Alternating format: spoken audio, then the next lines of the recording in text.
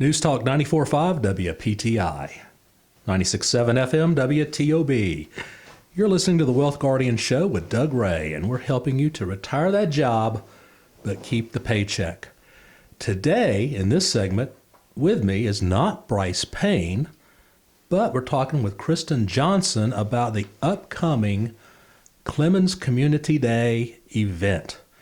Good morning, Kristen. How are you? Good morning, Doug. I'm doing great. Thank you so much for having me on the show today. I'm excited. Yeah, so it sounds like we've got a big event coming up. We sure do. We sure do. This is Clemens Community Day 12.0. Okay, good deal. We're going to get more details about that, but before we do, as we always try to do on this show, I want to reach out and I want to thank all of our first responders, our veterans, our service members, and especially their families for every sacrifice you guys have made and are making in the future to protect us and keep us safe. Thank you so much. All right, Clemens Community Day. Yes, sir. How long's that been going on? Give me some history here. Well, as I said, 12.0. This is the 12th year for Clemens Community Day. And I guess 12 years ago, a couple of really pivotal community leaders decided that they wanted to create an event that would celebrate Clemens. And what that means is the people that live in Clemens, the people that work in Clemens, the people that start businesses here, go to school here, anybody that has any sort of connection with this area. And it goes beyond Clemens to the Louisville Clemens and beyond areas. It's just a celebration of our local place that we like to call home. Yeah. Well, I tell you, Clemens over the years has, it's been unbelievable, the growth here. As you know, I actually lived here when I was in the 6th grade, and there was literally nothing here. I mean, nothing. And now look at it. True. And just thinking about, I have ties to the historic Broyhill here in Clemens. And that building alone, it was built in 1925. And I've had the pleasure of meeting so many people who, over the history of that building, have been influenced by it, starting in 1925 with it being a school, all the way until today, where it's more of an office complex and an event center. But we have a history hallway that goes all the way. I mean, a lot of people from the 80s went to school there. I have people from the 50s that came in and did a reunion there. But the growth, the pictures that I've seen over time, the dirt roads to now where you have to, know what you're doing to cross the road. Right. The growth has been tremendous in this area. You're right. Yeah, it's been over 10 years ago when I first met you, and I moved my office out there to the Broyhill, and it was weird because that's where I went to school in the 6th grade. But we're talking about this little area of Clemens and how unique it is to the community. If you drive around and look around, it's just beautiful property here. It is. And okay, so I have to go back. Here's a question. Can you remember a decade ago when we met? Hardly. When we met. And you walked into the historic Broyhill because that was the school for you. Yeah. You know those memories that just kind of flood in. Did you smell the smells? Did you have some of the memories from then, or do you remember? I remember distinctly walking with you around and where the principal's office was. Yes, I think that's where I was going with this. Oh, yeah. Yeah, I distinctly remember that. And then in the auditorium, which is now the conference center, back in the day, we would come in there before the first bell and sit down and watch Mickey Mouse. Oh, really? Yeah. So all those memories did come flooding back. Does the building have a similar smell to when it did? It does. Yeah, I think that's just so interesting that how many years can pass.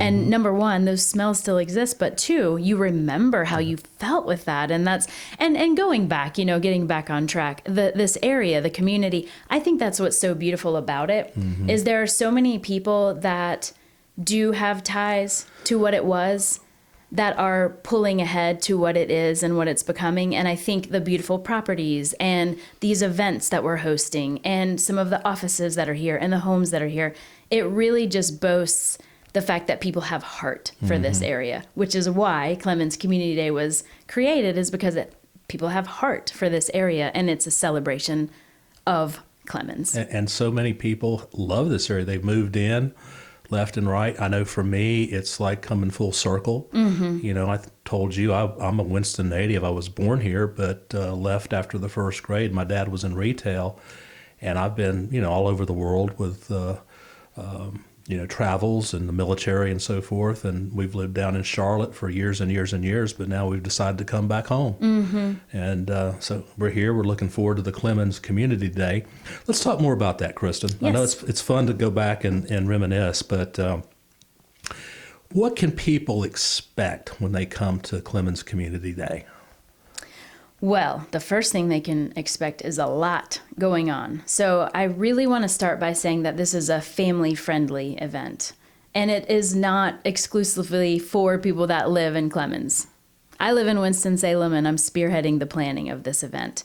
And my family will be there. I've got 2 little ones. They're excited to be there. There are a lot of activities that are part of the day that make it enticing for everyone. So, for example, there's going to be a coffee truck there. I'm going to be excited about getting some coffee there because that's what moms need these days. There's going to be ice cream, a trackless train that's going to go around the entire perimeter. There are food vendors, business vendors, face painting, bounce houses, demonstrations from local martial arts studios, just a lot of things that are going on. And in tandem with this year's Clemens Community Day is going to be the Village of Clemens Farmers Market. So there's going to be opportunity for purchasing local fruits, vegetables, crafts. So it's going to be a 2-for-1 event. A lot is going to be going on. Well, that's great. If you just joined us today on the Wealth Guardians radio show, we're talking to Kristen Johnson, and we're talking specifically about the upcoming Clemens Community Day event. Kristen, when is that? So the event is going to happen on Saturday, April 29th, and it's going to be at the Jerry Long YMCA in Clemens. The event hours are from 10 until 2. So really that spans a large enough gap that if you don't have to attend the whole time. It's a drop in, drop out type of event. But typically when people show up, they stay the whole time. And as I remember from last year, parking's pretty plentiful, right? It is. We do a really nice job to make sure we're spreading out parking, but also we have overflow parking and shuttle service from a local school. Okay. That's great. Now, you are going to be the master of ceremonies or the mistress of ceremonies or whatever you call it. How did you get involved in that? Well, I like talking, so that helps. So a couple of years ago, I was the president of the Louisville Clemens Chamber of Commerce, and what that did for me is every month I had to get up on stage and talk to a group of people, which I guess proved to me that I like doing that and that I could do that and I was willing to do that.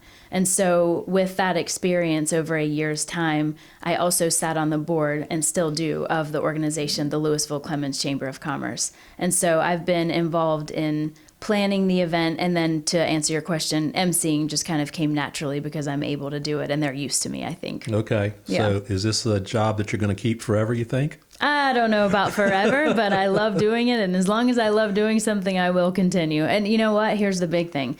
Hope they're all listening. They have to ask me back. I mean, I'm not a shoo-in here. Okay. Yeah. I'm sure your request and salaries go up every year. Did you guys hear that? So speaking of your emceeing over the last couple of years, is there any one memorable event that you've had that you'd like to share? Oh, yeah. It's a conglomeration. You know, I emceed with Bria Love from the news, WXII, a couple of years ago. Mm-hmm. And just watching her work the crowd really taught me a lot about, how to do that as well. And then when you start interacting with the audience and looking out, you see the reactions. And I think that to me is what stands out the most. I look at the children. They're having so much fun. The parents are chasing them. I don't know if they're having as much fun, but you see all these people that are doing their thing and then just here to support that local community. The mascot dance-off. So let me tell you about that. So businesses and schools that have mascots, they come to the event. They meander around the event, but at a certain time, they have a mascot dance-off. And so the kids come around and cheer for their favorite mascots. We've had mosquitoes dancing around, like a life-size or a human-sized mosquito. We've had bears, we've had frogs, we've had the Demon Deacon, we've had all kinds of mascots dancing around. And that to me is probably a highlight just because it gets silly and fun and loud, and it's a competition for the best dancer. Well, that sounds like a lot of fun. I'm looking forward to it myself. Again, let's give the details out, time, place, and so forth. Sure. So again, on Saturday, April 29th, from 10 o'clock in the morning until 2 in the afternoon at the Jerry Long YMCA, we are having Clemens Community Day. Also in tandem with that, we're having a farmer's market that's going to be at the same spot. So if you're coming for the farmer's market, make sure you stay for Clemens Community Day and vice versa. The farmer's market is going to open up that morning at 8:30. So there's going to be something to do there at the Jerry Long YMCA from 8:30 in the morning until 2 o'clock that afternoon. It's a rain or shine event. And then one thing that I think is really important to say is that we're doing a large collection for the Clemens Food Pantry that day. Okay. And so we ask people, you don't have to, but we really ask people to consider bringing a non-perishable food item. Well, that sounds great. Everybody's invited, so I recommend coming out and checking out Clemens Community Day. Thank you so much for listening. This is the first segment of the Wealth Guardians radio show. Stay tuned for our second segment. Kristen, thanks so much for coming on the show today. Doug, thank you for having me so much. Hope to see you there. All righty. Okay. Bye. News Talk 94.5 WPTI, 96.7 FM WTOB. You're listening to the Wealth Guardian Show with Doug Ray, helping you retire the job and keep the paycheck. I'm Brice Payne along with Doug Ray, and in this second segment, we are discussing when and how to rebalance your portfolio. Now, we normally have a trivia question, but because we had Kristen as our guest in the first segment, we've skipped over the trivia question this week. Perhaps we will try to get Doug with two next week. But I do have two questions for you. Are you looking forward to your retirement? Do you want to make sure that you are making the best financial decisions for your retirement? Two simple questions. There should be two simple answers to that. Yes and yes. So if you did answer yes to those questions, then Doug and I have great news for you. We here at the Wealth Guardians offer a no cost, no obligation, second opinion / review of your retirement plan, including a deep analysis of your assets, investment portfolio, insurance policies, income needs, risk tolerance, risk exposure, tax mitigation strategies, legacy goals, and even the fees that you are currently paying. Our goal is not complicated. It's quite simple. We want to help you lower your fees, align your risk, and improve your overall retirement pictures so you can indeed retire the job and keep the paycheck. But the ball, as always, is in your court. You have to give us a call. And that's easier said than done. You just got to pick up the phone number and give us a call at 336-391-3409. That's 336-391-3409. Give us a call or visit us at thewealthguardians.com to set up your financial plan review with Doug, Garrett, and myself today. And remember, the markets are not going to wait for you. Okay, so now let's go ahead and get into the meat and potatoes of our second segment here, Doug. When and how to rebalance your portfolio. So a quick introduction of this concept, because a lot of people out there, from our experience, Doug, have been very passive investors their whole lives. They might be good savers, and every extra dollar that they have, they've put into their 401k or their IRAs, but they don't know much about what they're doing beyond that. Mm-hmm. And when it comes to retirement, they get ready to come to a financial planner, a retirement specialist like we are here at the Wealth Guardians. They know how much they've had, and they know that they've been in mutual funds and maybe some stocks.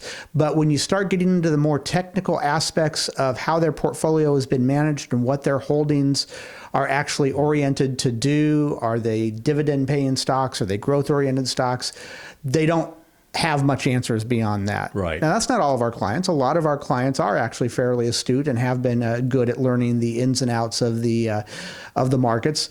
But I would say a majority of them have just saved, and they don't know a lot about what they're doing. So let's talk about rebalancing your portfolio. That is, in very simple terms, I'll lay out the picture here. Let's say that you've got a portfolio, you're younger, and it's all stocks. You don't have any bonds in it, but you want about 50% of that portfolio to represent the United States and 50% to represent outside the United States. Well, let's say that the United States is doing quite well for a while, and your balance, because those United States stocks have gone up and the rest of the world wasn't doing as well, you might now have a portfolio that is 55% U.S. stocks and 45% outside the U.S., not because you bought more outside of, or more U.S. stocks, but because they went up in value more.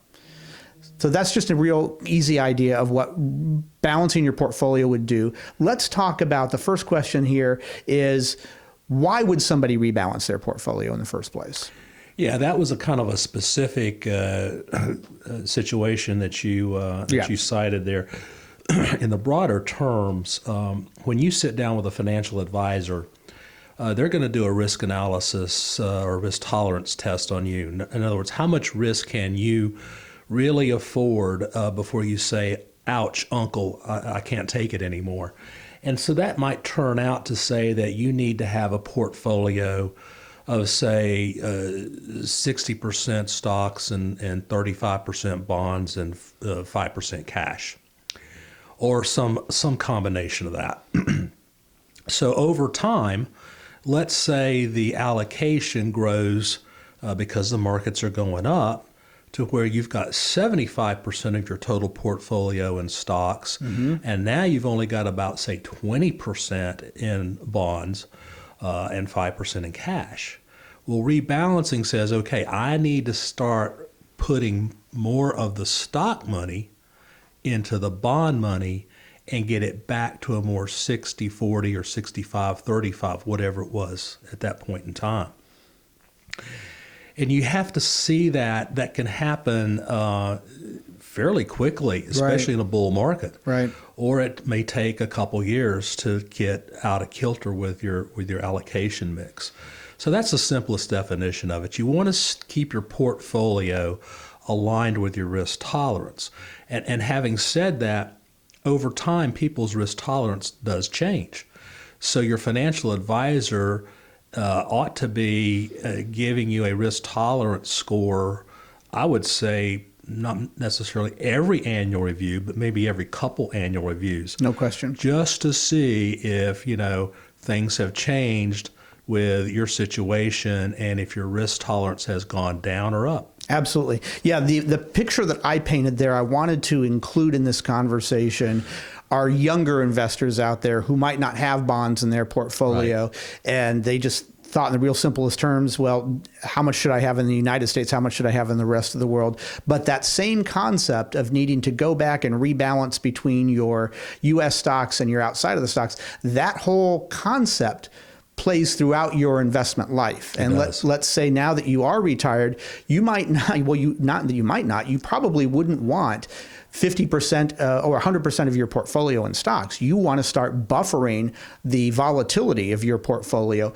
One common way, in the way that you described it, is to use bonds, though there's a lot of things about the market that would say that bonds isn't necessarily the best way to rebalance your portfolio or to include in your allocation of your portfolio alongside stocks at these points.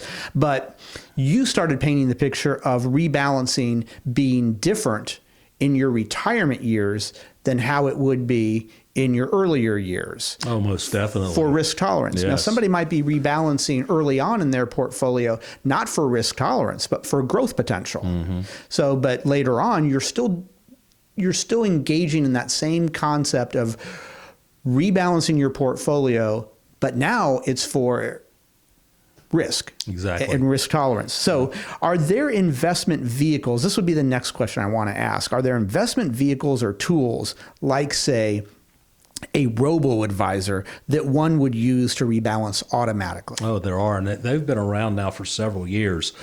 I can remember distinctly that, some portfolios come with automatic rebalancing, and you can set them up for a quarterly auto rebalance or semi-annual or annual. Now that come with a fee. You've got to pay an extra fee for that. I guess I'm just I'm an old-timey guy. I'm old school. I would much prefer sitting down with an advisor and doing the rebalance that way. The human touch. The human touch. That way, you can do that risk tolerance test again and make sure that you are on the same plane with your advisor. Well, let's talk about that risk tolerance concept a little bit deeper. for somebody who is 40 or even, maybe even in their early 50s, they might have a risk tolerance. If they took the test that we use, it gives you a score between 1 and 100, and they might have a 60 or a 70 risk tolerance score.